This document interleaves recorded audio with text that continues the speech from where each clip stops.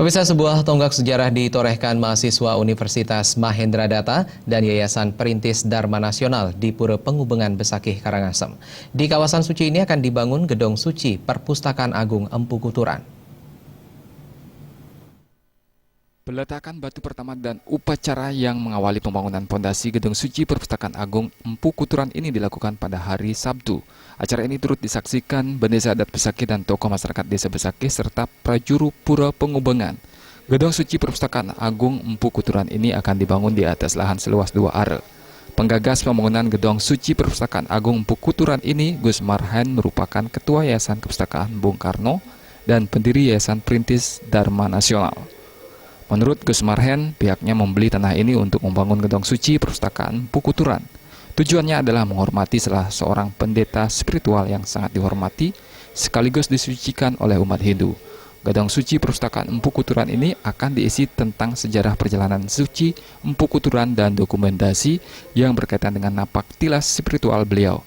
Gus Marhen mengatakan setelah bangunan ini rampung, Gedung Suci Perpustakaan Empu Kuturan akan dihibahkan kepada Pura Pengubengan.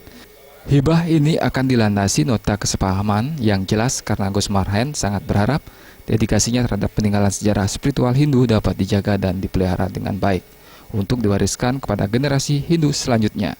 Gus Marhen juga menegaskan tidak terbersit dalam hatinya bila pembangunan Gedung Suci Perpustakaan Empu Kuturan untuk kepentingan maupun keinginan duniawi.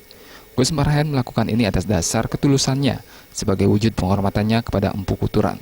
Jadi perbuatan saya ini adalah mewujud nyatakan, membuat sebuah ruangan yang namanya Gedung Suci. Di dalamnya itu adalah apakah nanti itu isiannya tentang lontar-lontar, supaya ini tidak dilupakan oleh generasi bangsa. Apalagi kita tahu sekarang ini sangat terdegradasi betul efek-efek kepentingan tunas bangsa kita dengan zamannya teknologi.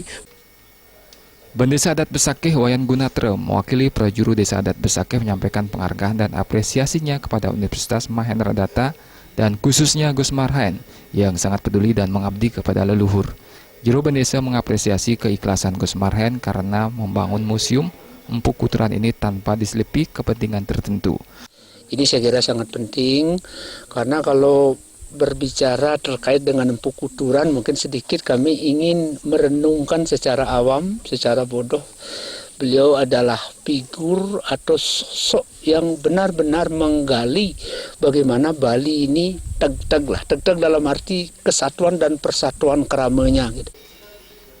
Peletakan batu pondasi sebagai tanda dimulainya pembangunan Gedung Suci Perpustakaan Empu Kuturan ini dibantu mahasiswa Universitas Mahendradatta. Keterlibatan mahasiswa merupakan salah satu implementasi Tridharma perguruan tinggi, yakni pengabdian masyarakat.